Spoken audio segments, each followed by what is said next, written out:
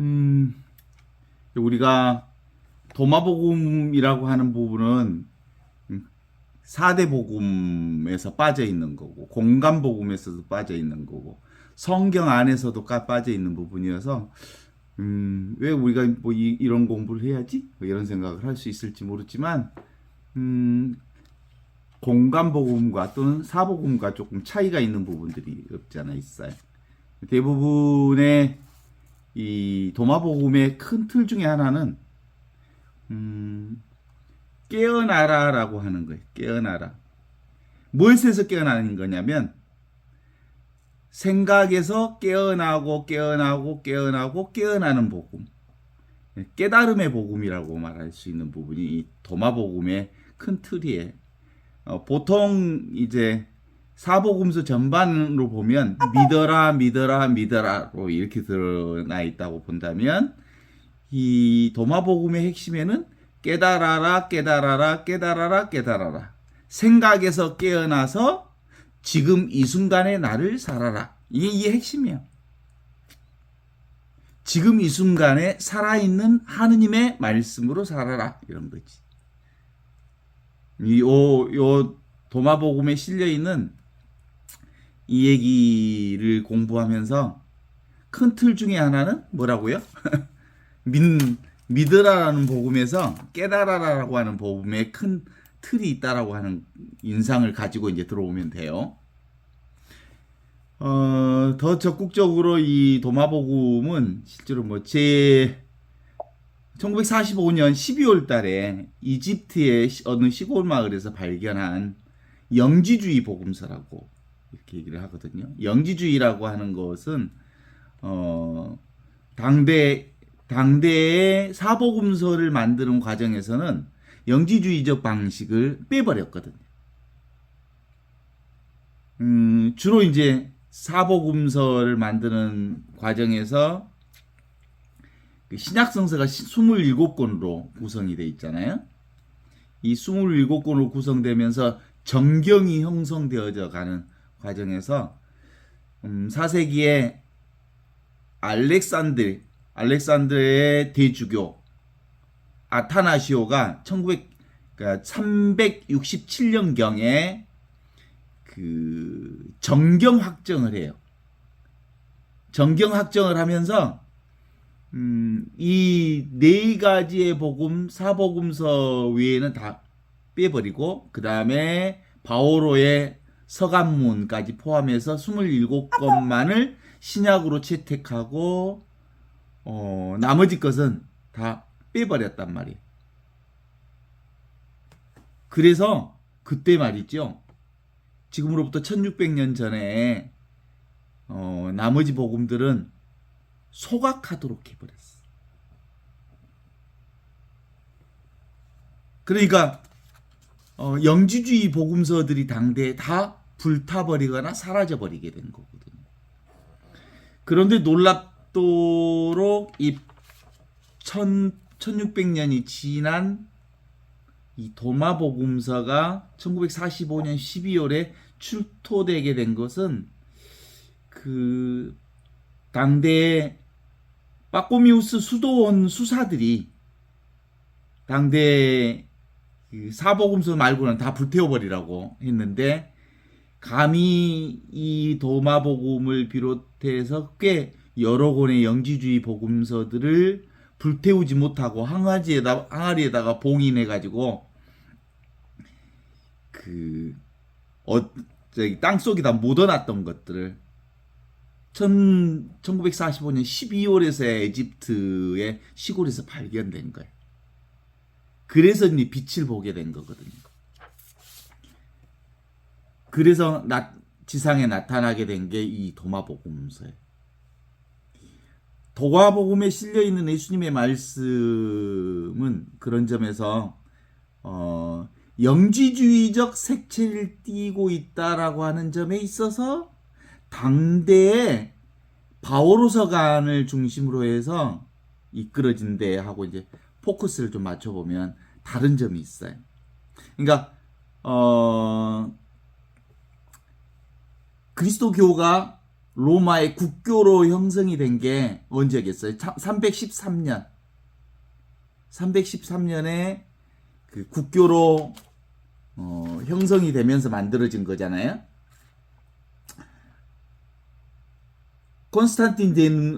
콘스탄티누스 대왕제 공인 전까지는 이제 모든 복음서가 다 있었어요.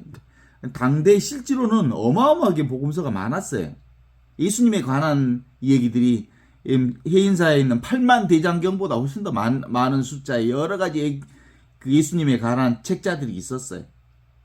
그런데 313년 국교가 되면서 이제 당대의 방금 얘기 무슨 영성이라고 그랬어요? 영지주의적인 책 관련한 영성신학. 그러니까 어떤 의미로 보면 지금 이 순간의 나라고 하는 살아계신 하느님에 관련된 이 깨달음의 책자들은 다 불태워버린 거. 그리고 그 이후에 기독교로 공인된 뒤로 바오로의 대속신앙이 중심 자리를 잡게 된 거예요. 대속신앙. 그러니까 바올로의 중심신앙이라고 하는 게 당대의 313년 이후부터는 바오로 신앙 체계가 중심신앙으로 자리 잡으면서 바오로 신앙의 핵심 신앙은 대속신앙이거든요. 예수 그리스도의 십자가의 죽음과 부활을 통해서 그 구원 역사를 펼치는 대속신앙이 주도권을 잡게 됐어요. 그래서 공인전 콘스탄티누스의 기독교 그리스도교 공인전 진리와 사랑의 권위로서 드러나 있는 복음서들보다는 교도권 확보에 관심이 있었어. 교권을 중심으로 해서 만들어지는 종교의 그 권력 순치 과정들이 형성된 거거든요. 그러면서 종교의 생명인 이 진리와 사랑을 근거로 한 지금 이 순간의 깨달음의 영지주의적 속성들이 이제 배제되고 대속신앙이 중심자리에 치면서 바오로 신앙을 중심으로 한 이 중심자리 이 대속신앙이 사복음서를 챙기게 되는 것. 그래서 27권으로 된 신학이 완결되어졌거든요.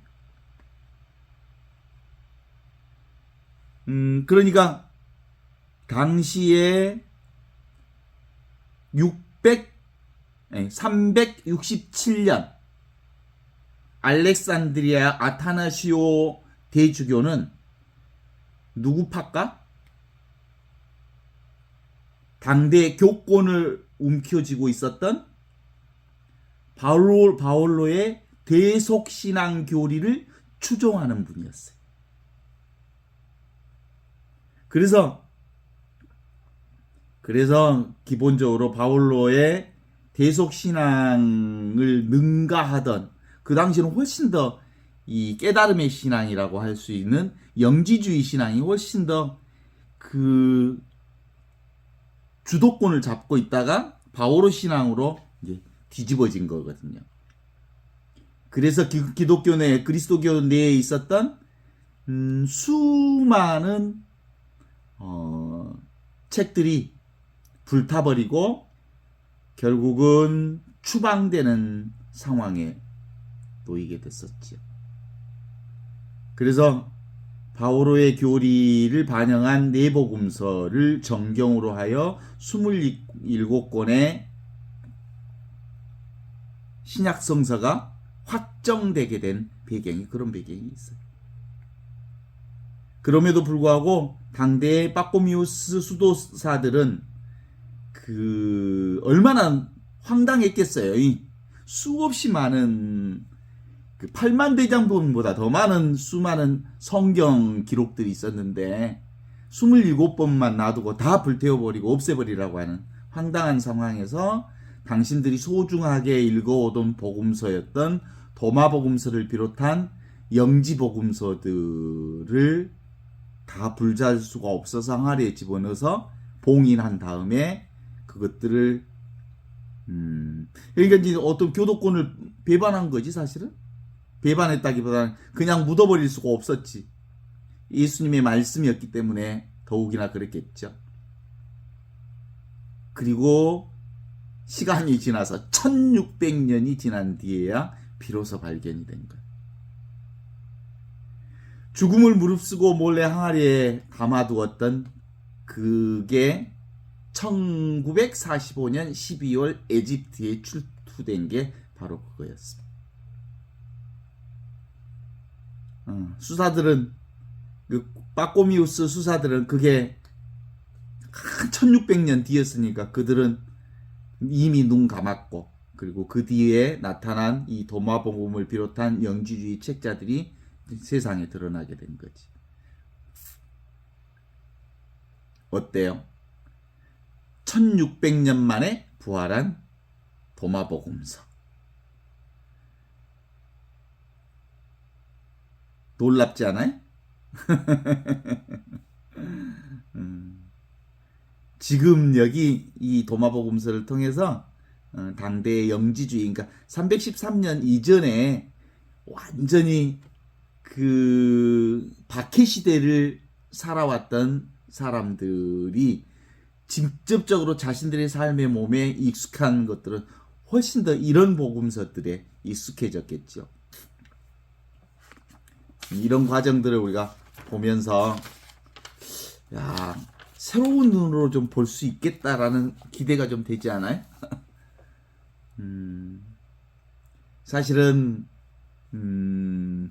총 114권 또는 114장 또는 114절 또는 114개로 구성되어 있는 이 복음서 중에 51절은 사극복음서하고 거의 똑같은 내용으로 들어있고요. 나머지 55는 그 도마복음만의 고유한 성격을 가지고 있는 거고요. 그리고 8개 복음은 사복음하고 도마복음이 서로 섞여 있는 복음으로 되어 있어서 114개로 되어 있는데요. 보통 이 사복음서, 우리가 그 신약성서 안에 들어있는 사복음서의 큰 틀 중에 하나는 예수의 동정녀 마리아에게서 잉태되어 나신 예수의 동정녀 마리아를 통해서 잉태된 사건하고, 그 다음에 공생활하고, 그리고 신비와 기적의 일화하고, 그 다음에 예수의 순환과 죽음과 부활사로 이렇게 이어져 있잖아요. 그런데 이제 이 도마복음에는 그런 보고 그렇게 나타나 있지 않고 전체적으로 뭐가 빠져 있냐면 순환과 복음이 빠져 있어요. 순환과 복음이 빠져 있고, 그 다음에 예수의 처녀 잉태 과정들이 빠져 있고, 그 다음에 기적사화들이 빠져 있고, 나머지 전체적으로는 예수 어록으로만 중심적으로 이어져 있는 것들이거든요. 예수 어록으로. 그래서 보통 이제 우리가 기록된 역사 기록으로 보면 보통 신약성서가 기원 후 AD 70년에서 90년경에 쓰여졌다고 그러는데,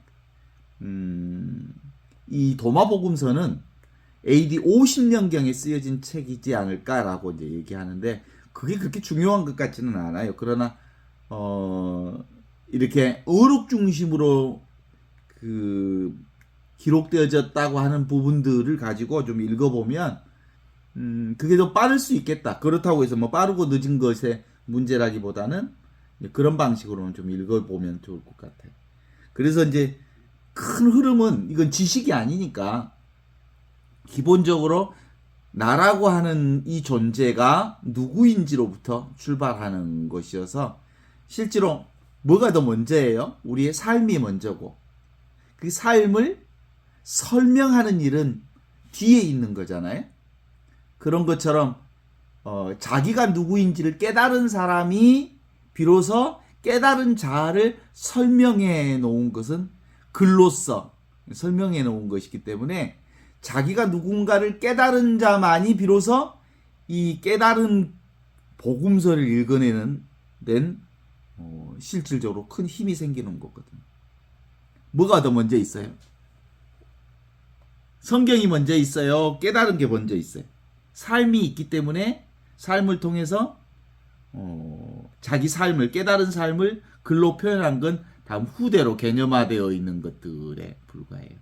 그러니까 깨닫지 못하고 내가 하느님과 내가 성령 안에서 둘이 아닌 하나라고 하는 하늘 생명, 하느님의 생명임을 깨닫지 못하는 사람들은 기본적으로 어떤 성경을 읽든 사복음서를 읽든 도마복음을 읽든 그 무엇 어떤 복음을 읽든 그것이 그에게 주는 방법은 실제로는 깨달은 자아가 되어야 지금 이 순간에 내가 되어야 비로소 이 책을 읽는데 복음을 읽는데 복음이 나와 둘이 아닌 하나의 살아있는 언어가 돼.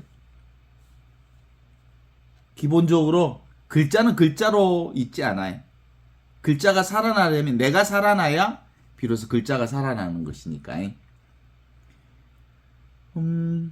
그런 점에서 이 책을 읽는데 우리가 핵심적으로 둬야 할 부분은 몸과 나라고 하는 에고가 삶의 목적인 생각으로서의 내가 기본적으로 이 순간의 나로 깨달아가야 비로소 이 책이 읽어지게 될 수 있어요. 에고라고 하는 것은 몸과 내가 나라고 하는 것은 본능적이어서 기본적으로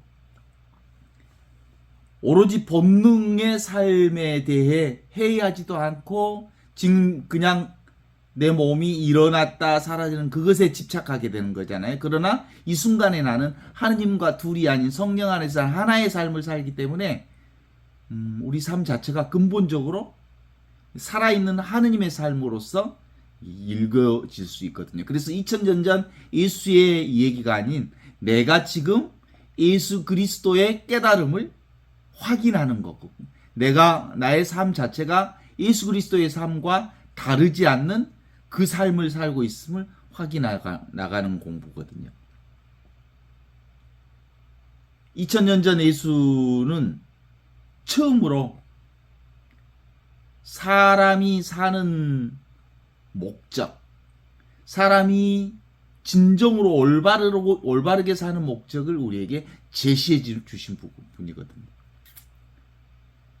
참 삶의 목적은 육신을 낳아준 몸으로 사는 게 아니라 하느님이 주시는 영원한 생명, 지금 이 순간에 나로 살아서 내가 바로 하느님의 아들 노릇을 함으로써 온전히 영원한 생명을 지금 여기서 사는 거거든.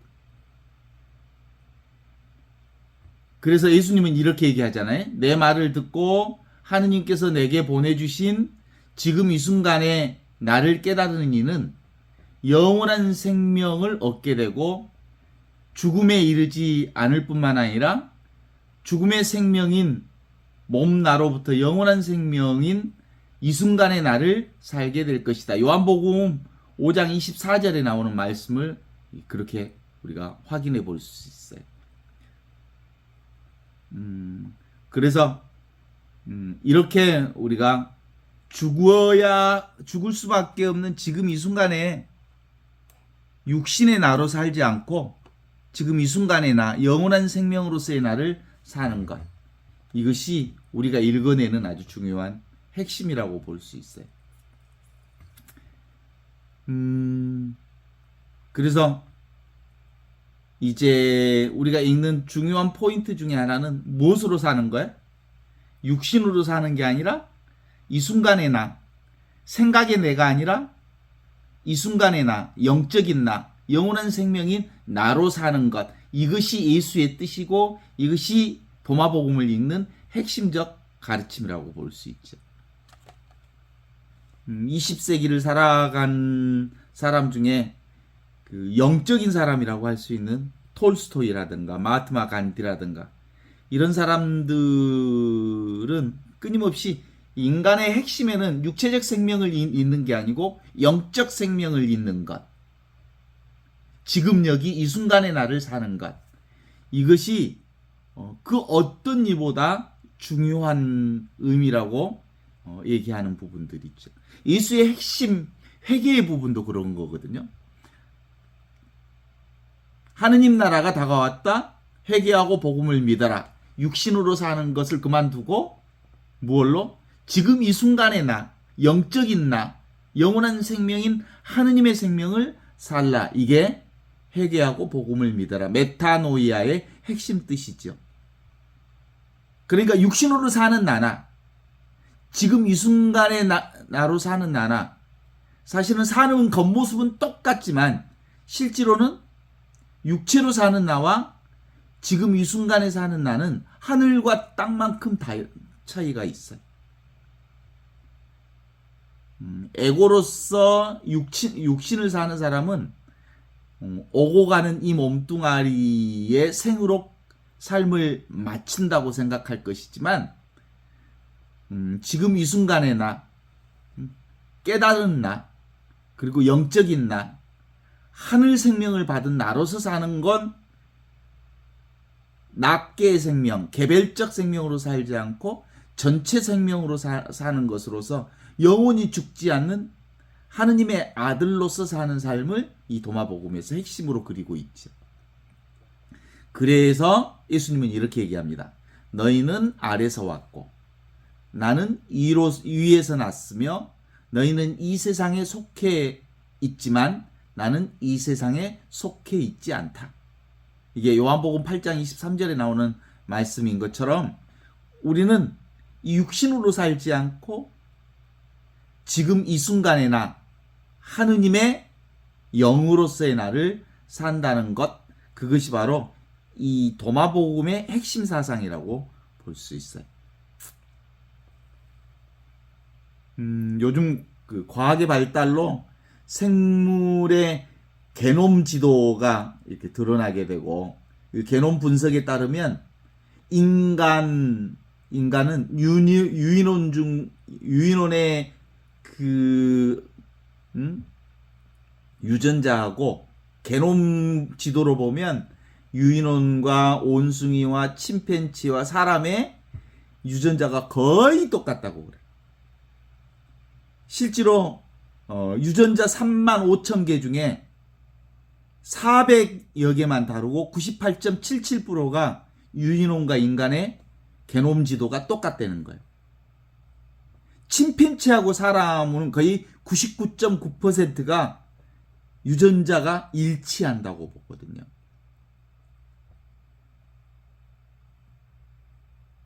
사람이 온숭이나 또는 유인원하고 유전자가 똑같다는 점에 있어서는 어떤 게 똑같을까요? 탐진치라고 하는 부분에 있어서는 똑같다. 짐승 또는 우리의 삶 자체가 육신의 삶으로 보면 침팬지나 전혀 다를 바가 없다는 거죠.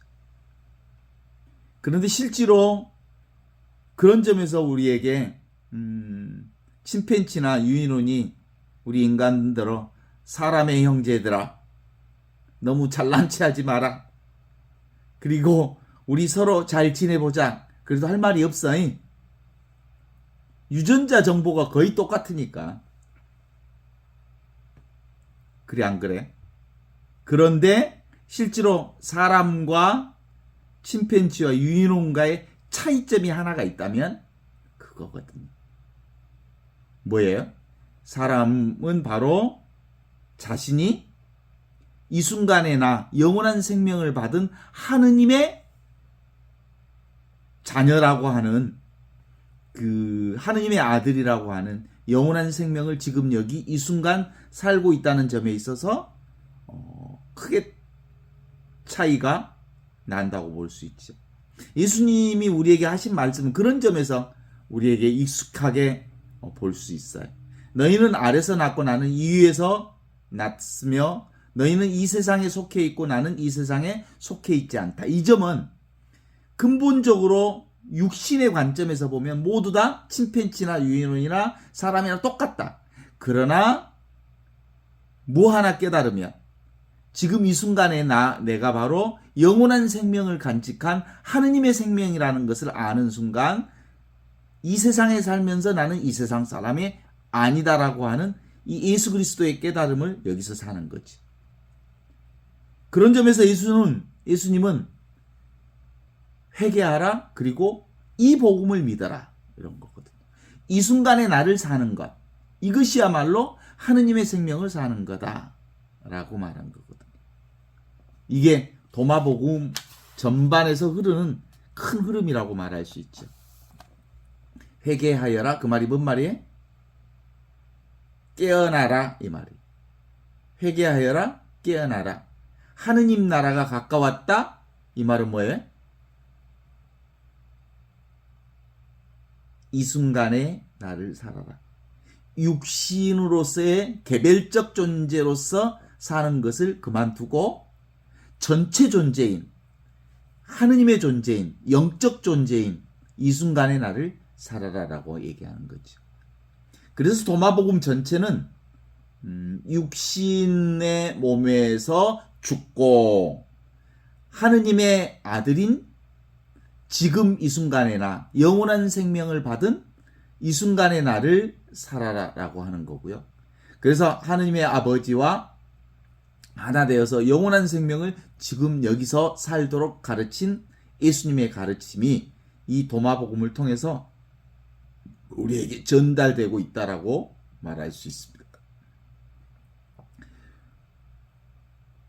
도마복음은 114마디, 114절로 되어 있는데 이 114절로 되어 있는 도마복음은 근본적으로 하느님과 우리가 둘이 아닌 하나라고 하는 진리 자체를 우리에게 선포해 주신 거고 그걸 깨달아라고 하는 것이 도마복음의 핵심 사상이라고 볼 수 있어요.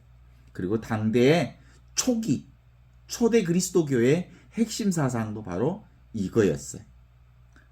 하느님 나라는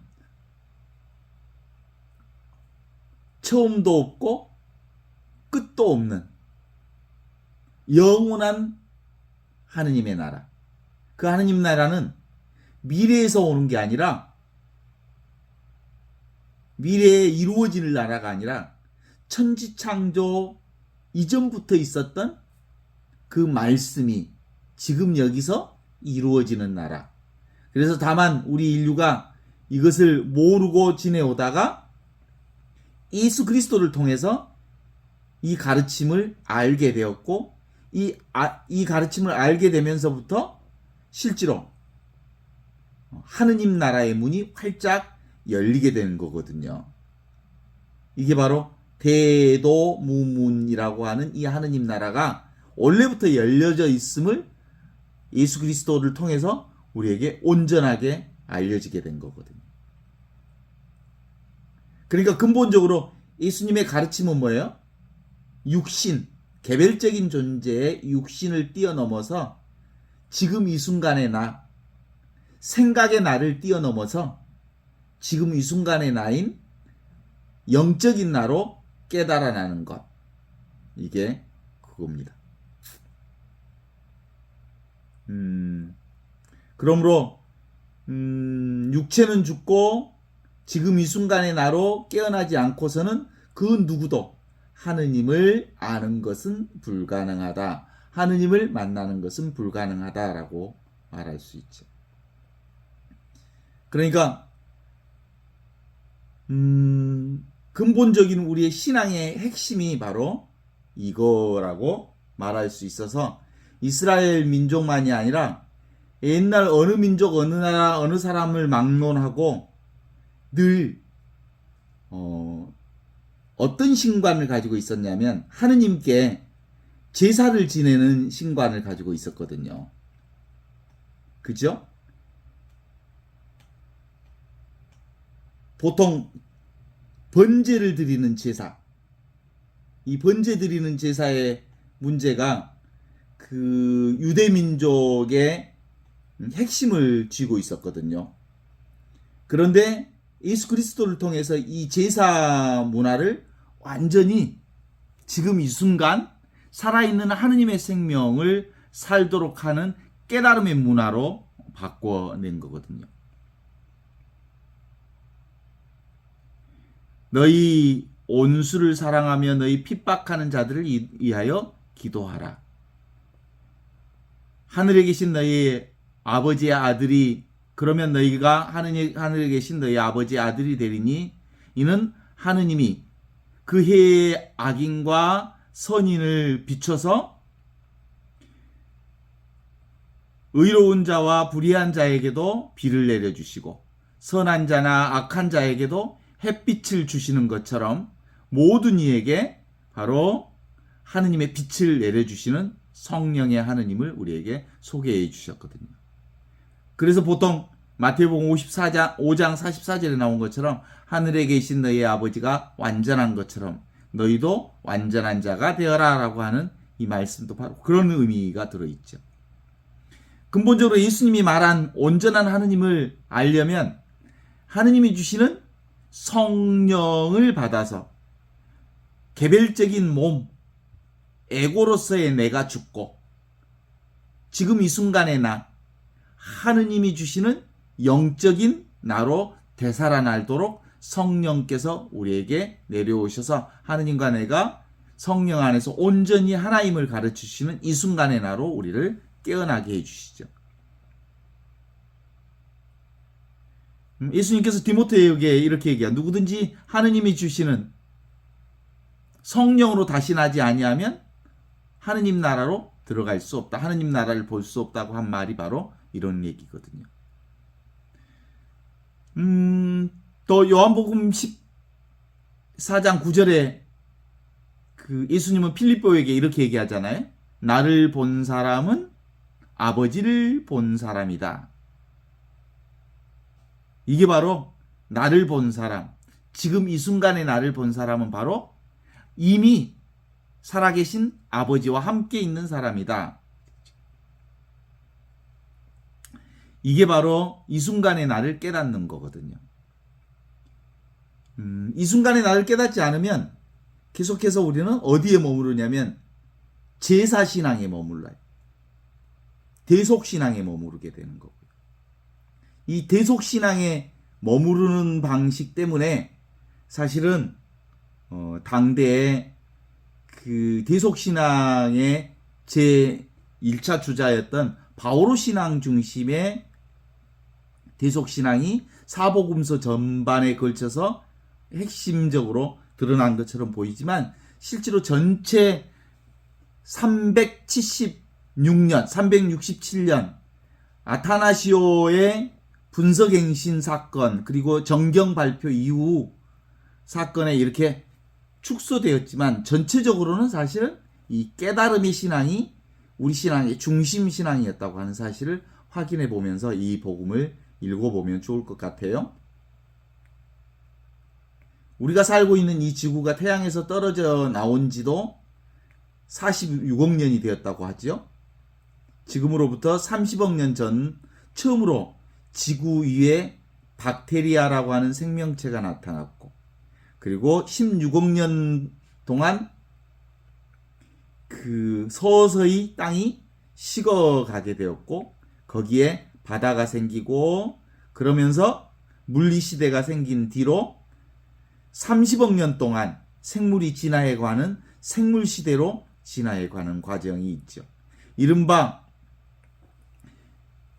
6억 년 전 드디어 아가미로 물을 쉬는 척추오리가 생겨났고 그로부터 3억 년이 지나서 허파로 숨을 쉬는 짐승이 물 위에 올라오게 됐고 생물은 진화의 진흙을 거듭하다가 2000년 전 바로 성령의 얼을 받아서 예수를 통해서 우리 안에 이 순간의 나, 영적인 나, 하느님의 아들, 딸로서의 내가 살아가게 된 거거든요.